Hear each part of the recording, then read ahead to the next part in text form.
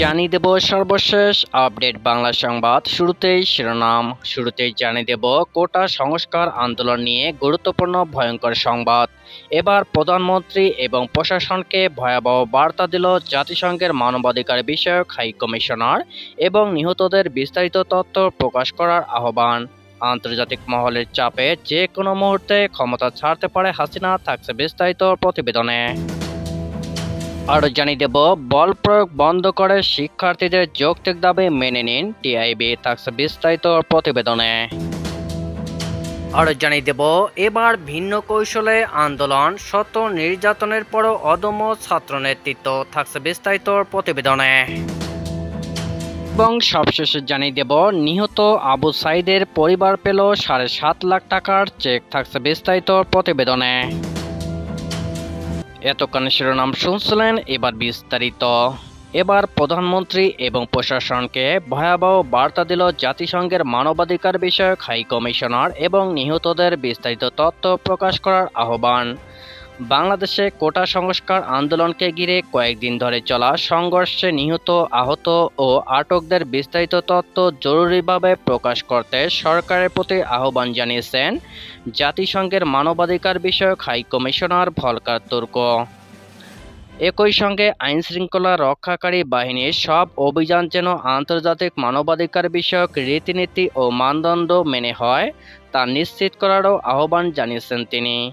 গতকাল প্রকাশিত এক সংবাদ বিজ্ঞপ্তিতে এই আহ্বান জানানো হয়েছে।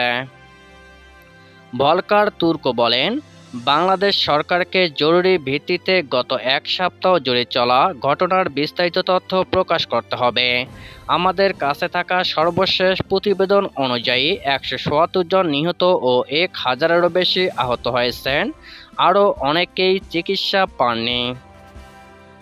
বহু মানুষ সরকারের নীতিবিরোধী শিক্ষার্থী ও তরুণদের এই আন্দোলনের সময় নিখোঁজ হয়েছেন। কমপক্ষে 2 জন সাংবাদিক নিহত ও বেশ কয়েকজন আহত হয়েছেন। বিরোধী দলীয় নেতাকর্মী সহ 100 জনের বেশি আটক হয়েছে। বহু মানুষ সরকার সমর্থকদের হামলার শিকার হয়েছেন, কিন্তু তাদের রক্ষার জন্য কোনো ধরনের চেষ্টা করা হয়নি। এই ধরনের ঘটনার যেন আর পুনরাবৃত্তি না হয় সে বিষয়ে কর্তৃপক্ষকে অবশ্যই নিশ্চয়তা দিতে হবে। পাশাপাশি বিক্ষোভে জড়িতদের বিরুদ্ধে কোনো ধরনের প্রতিশোধ নেওয়া হবে না এমন নিশ্চয়তাও দিতে হবে। শান্তিপূর্ণ সমাবেশের অধিকার রক্ষার জন্য দেশের নিরাপত্তা খাতের দীর্ঘমেয়াদী ব্যাপক সংস্কারও গুরুত্বপূর্ণ।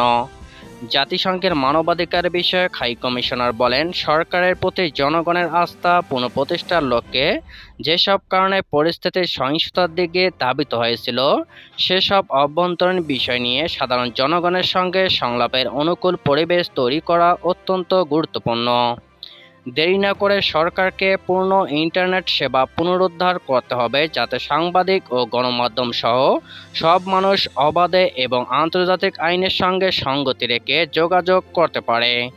আইনশৃঙ্খলা রক্ষাকারী বাহিনী, বিশেষ করে পুলিশকে অবশ্যই আন্তর্জাতিক মানবাধিকার আইন ও মানদণ্ডের সঙ্গে সামঞ্জস্য রেখে নিজেদের দায়িত্ব পালন করতে হবে।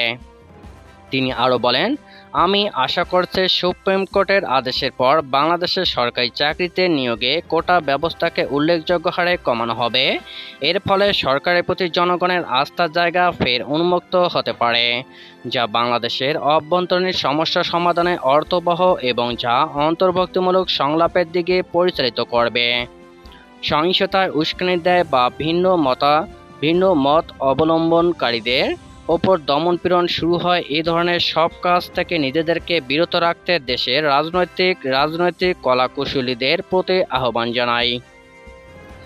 অন্যদিকে বাংলাদেশের সাম্প্রতিক সহিংসতার সব ঘটনা স্বচ্ছ ও বিশ্বাসযোগ্যভাবে তদন্ত করা উচিত বলে মনে করেছে জাতিসংঘের মহাসচিবের মুখপাত্র স্টিফেন ডুজারিক। বুধবার জাতিসংঘ মহাসচিবের মুখপাত্রের কার্যালয়ে নিয়মিত প্রেস ব্রিফিংয়ে এক সাংবাদিকদের প্রশ্নের জবাবে তিনি বলেন, বাংলাদেশে যা ঘটছে এবং আমরা যা দেখেছি তা হচ্ছে গণগ্রেপ্তার ও গণহত্যা। এসব ব্যাপারে আমরা অত্যন্ত স্পষ্টভাবে আমাদের উদ্বেগ প্রকাশ করেছি।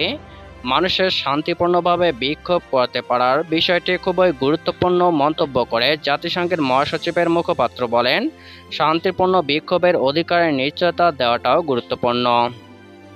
এটি এমন একটি অধিকার যা আন্তর্জাতিক মানবাধিকার চুক্তিতে উল্লেখ রয়েছে। সম্প্রতি বিশ্বের বিভিন্ন অংশে বিভিন্ন দেশে বিক্ষোভ দেখেছে জানিয়ে তিনি বলেন, যেখানে তরুণরা বিশ্বের আস্থা, নিজেদের ভবিষ্যৎ, বিভিন্ন প্রতিষ্ঠানের সংবেদনশীলতা নিয়ে হতাশা প্রকাশ করেছেন। তবে যে বিষয়টি গুরুত্বপূর্ণ তা হলো বিক্ষোভ যেখানেই হোক না কেন গ্রেপ্তারের ভয় ছাড়াই, আহত বা আরও খারাপ পরিস্থিতির ভয় ছাড়াই মানুষকে শান্তিপূর্ণভাবে আন্দোলন করার অনুমতি দেওয়া। কোটা সংস্কার আন্দোলনকে কেন্দ্র করে সৃষ্ট চলমান সংকট থেকে শিক্ষা নিয়ে অবিলম্বে শিক্ষার্থীদের ওপর বল প্রয়োগ বন্ধের আহ্বান জানিয়েছে ট্রান্সপারেন্সি ইন্টারন্যাশনাল বাংলাদেশ টিআইবি। পাশাপাশি শিক্ষার্থীদের অপহরণ ও নির্যাতনের পথ থেকে বেরিয়ে এসে তাদের সব ন্যায্য দাবি মেনে নিতেও সরকারের প্রতি আহ্বান জানানো হয়েছে। বৃহস্পতিবার টিআইবির এক বিবৃতিতে সরকারের প্রতি এই আহ্বান জানানো হয়। বিবৃতিতে আন্দোলনকে ঘিরে ঢালাও মামলা ও গ্রেপ্তার নিয়ে প্রশ্ন তোলা হয়েছে। সংস্থাটি মনে করে, আন্দোলনরত শিক্ষার্থীদের বিরুদ্ধে যেভাবে বল প্রয়োগ করা হয়েছে এবং প্রাণহানি ঘটেছে সেটি সুশাসনের প্রকট ঘাটতি। একইভাবে আন্দোলনকে ঘিরে স্বার্থান্বেষী মহলের তৎপরতা ও সুশাসনের ঘাটতি বলেও মনে করেন তারা। বিবৃতিতে বলা হয়, ক্ষমতাসীন দলের দায়িত্বশীল নেতৃত্বের একাংশের অপরিণামদর্শী উস্কানির কারণে শিক্ষার্থীদের শান্তিপূর্ণ আন্দোলনের সহিংসতার রূপ নেয়। ক্ষমতাসীন দলের অপ্রয়োজনীয় বল প্রয়োগের কারণে আন্দোলনটি এমন রক্তক্ষয়ী অবস্থানে এসে দাঁড়িয়েছে। শিক্ষার্থীদের সব যৌক্তিক দাবি মেনে নেওয়ার আহ্বান জানিয়ে বিবৃতিতে বলা হয়, গঠনমূলক সংলাপের মাধ্যমে সব পক্ষের মধ্যে একটি আস্থার পরিবেশ তৈরি করতে হবে, আর এ উদ্যোগ নিতে হবে সরকারকেই। টিআইবি নির্বাহী পরিচালক ইফতেখারুজ্জামান বলেন, সহিংসতার অভিযোগে যেভাবে ঢালাও মামলা ও গ্রেপ্তার চলছে তা কতখানি আইনি প্রক্রিয়া মেনে করা হচ্ছে তা নিয়েও প্রশ্ন আছে। এটি যেন কোনোভাবে নিরীহ মানুষকে হয়রানি ও গ্রেপ্তারের উৎসবে পরিণত না হয়। ইফতেখারুজ্জামান আরও বলেন, গণমাধ্যমে অনেক শিশু, কিশোর ও সাধারণ মানুষের মৃত্যুর ঘটনা উঠে এসেছে, যারা আন্দোলনরত ছিলেন না। খুব কাছ থেকে ছোড়া গুলিতে হত্যা ও নিজ বাড়িতে বা ছাদে দাঁড়িয়ে থাকা অবস্থায় গুলিতে নিহত হওয়া, সব মৃত্যুর পিছনে যারা দায়ী তাদের বিচারের আওতায় আনার দাবি জানান তিনি। বেগম রোকেয়া বিশ্ববিদ্যালয়ের ইংরেজি বিভাগের 12তম ব্যাচের শিক্ষার্থী নিহত আবু সাঈদের পরিবারকে আর্থিক সহায়তা প্রদান করেছে বিশ্ববিদ্যালয় প্রশাসন। শুক্রবার 26শে জুলাই সকাল 10:30টায় নিহত আবু সাঈদের মা-বাবার হাতে 7.5 লাখ টাকার একটি চেক তুলে দেন বিশ্ববিদ্যালয়ের প্রতিনিধি দল। এ সময় নিহত আবু সাঈদের বৃদ্ধ বাবা মকবুল হোসেন বলেন, বিশ্ববিদ্যালয় থেকে এর আগে আরেক দিন আমাদের সাথে দেখা করতে আসে। সে সময় ভিসি আমার সাথে মোবাইলে কথা বলেন, আমাদের খোঁজ খবর নেন, আমাদের পাশে থাকার প্রতিশ্রুতি দেন। আমি স্যারকে বলেছিলাম আমাদের পরিবারকে একজনকে যেন বিশ্ববিদ্যালয়ে চাকরি দেওয়া হয়। ভিসি স্যার আশ্বস্ত করেছেন, সন্তানকে তো আর ফিরে পাবো না, আমাদের পরিবারের একজনকে একটা চাকরি দিলে আমরা হয়তো আরেকটু ভালোভাবে চলতে পারবো শেষ সময়ে।